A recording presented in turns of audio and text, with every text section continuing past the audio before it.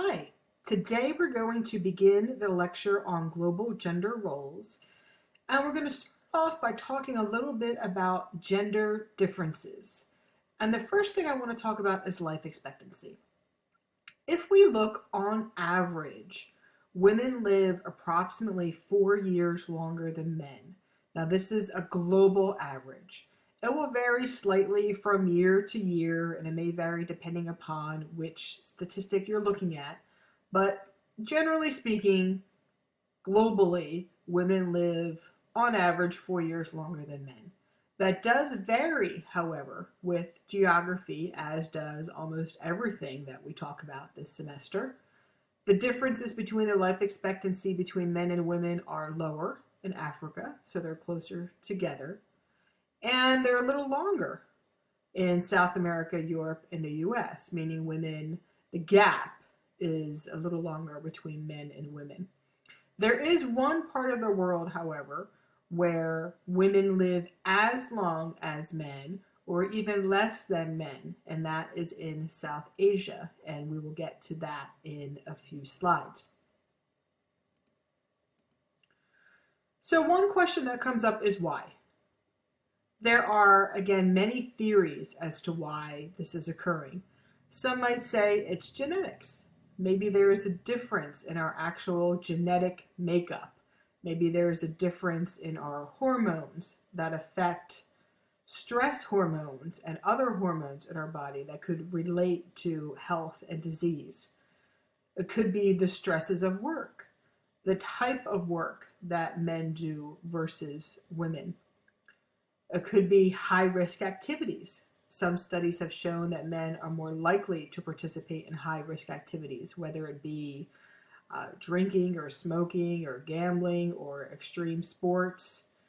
It could be taking chances, more likely to do something that would be considered risky or unhealthy or dangerous. Now, keep in mind, we may be thinking just about the United States, but we're talking about this in a global way as well. So stresses of work, that could include if you're in the military, for instance, or if you're in a civil war, which accounts for those life expectancy differences as well. And many times there are differences in gender expectations, cultural gender expectations that can lead to various stresses, which can also relate to health and disease.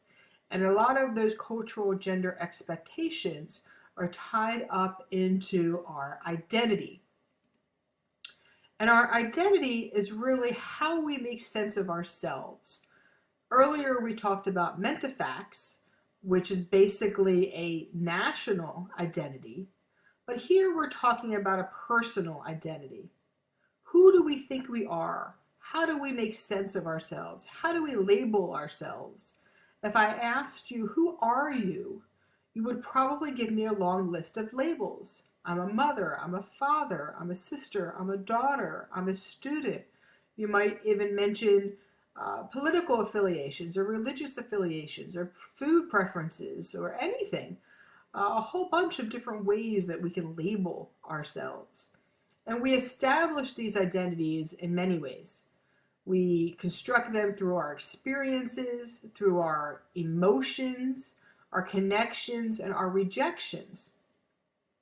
I'm sure many of you have been in situations, if you went to an event or to a party or to a gathering, where you feel like you didn't fit in with those particular people.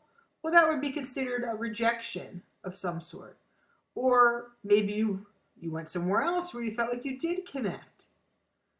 So we're constantly reinforcing our connections and our rejections, and we're constantly reinforcing our ideas about our experiences. So our identities are constantly changing. Odds are pretty good that the ideas that you hold about yourself and things that you believe in will change 10 years from now, 20 years from now, 30 years from now. Because your idea and your ideas and your identity, the identities are created through those experiences. And if you have more life experiences, you're going to have different ideas. revolving around those experiences. So identities are constantly changing. In some cases, we'll construct our identity by looking at what we think we are not. So we might say, well, I'm not really sure what I am, but I know I'm not that. So that's another way of defining identity, what we are not. Now, gender is a very strong part of our identity. And gender is essentially a culture's assumptions about the differences between men and women. In other words, what are their characters? What are the roles that they play in society? What do they represent? This is something that is socially constructed, just like when we talked about culture earlier. So every culture determines what is appropriate for a man and what is appropriate for a woman in terms of work, dress, behavior, hobbies, anything. A culture can decide, well, this type of job is more appropriate for a man than a woman. Or in this particular culture, a man should dress like this and a woman should dress like that. These are all part of the characters that we play in that particular society. Now, I did mention that there was one part of the world where life expectancies for women were equal to or less than men, and that is in South Asia. And I want to talk a little bit about some factors that relate to that difference in South Asia from the rest of the world. And by South Asia, I'm referring to India, Bangladesh, Sri Lanka, Pakistan, that part of the world. And one term I want you to be familiar with is dowry deaths. And a dowry is essentially when payment is required for the marriage of a bride, and it is paid by the bride's family to the groom's family. And this is illegal in many cases. This occurs in many parts of the world. I'm just talking about it in India in this case. And sometimes there are disputes that arise. If a dowry is not met, if a dowry is not paid on time or a different amount or not satisfactory in some way. And sometimes it can have devastating consequences, as in the murder of the bride. And these are things that are difficult to legislate away. And what I mean by that is it's difficult to just pass a law and have it not occur anymore. There are lots of things that are illegal in this country, for instance, that people do every day. So just because it's illegal doesn't mean people are not going to do it. And it's particularly difficult to pass a law against something that has been passed down for generations, that is part of the culture, entrenched in the culture, and it really represents power relationships between men and women. Another topic is female infanticide. And female infanticide is also a topic that is tied to gender issues, particularly the disempowerment of women. And again, this occurs in several parts of the world, but the rates are particularly high in South Asia. And it is estimated that about 300,000 more girls than boys die each year in India, and many more are never born after gender detection tests. So we typically see this occurring in societies where a male child is preferred. And that could be for a variety of reasons. That could be because the male will be a caretaker. That could be because the male is going to carry on a family name. It could be because the male is going to perform certain rituals that only the male can in that particular society. So there could be many reasons for that. And in some cases, a female can be seen as a liability. So if someone has a female child, they may try again to have another child.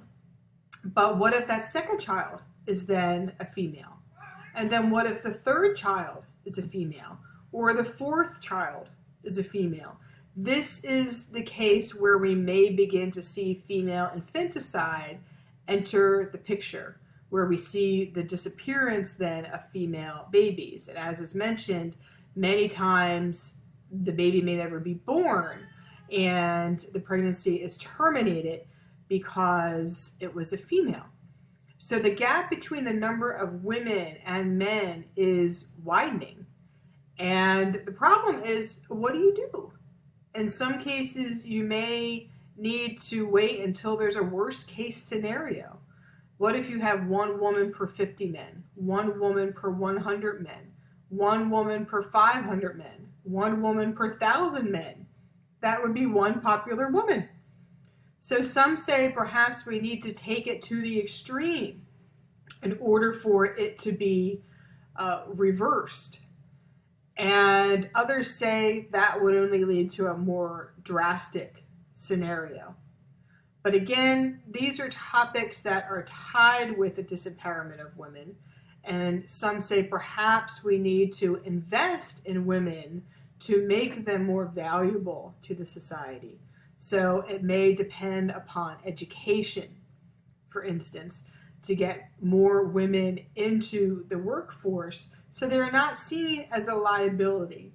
So every time a woman is born, it is not seen as just more money that they're going to have to spend to raise this child, and then she'll go live with her husband's family and it's a waste of money, so to speak. That they are actually seen as valuable members of the family and valuable members of society. There's one more topic that I'd like to talk about regarding gender roles and disempowerment of women, but I'm going to save that for the next PowerPoint. So we're going to end here on female infanticide for this PowerPoint.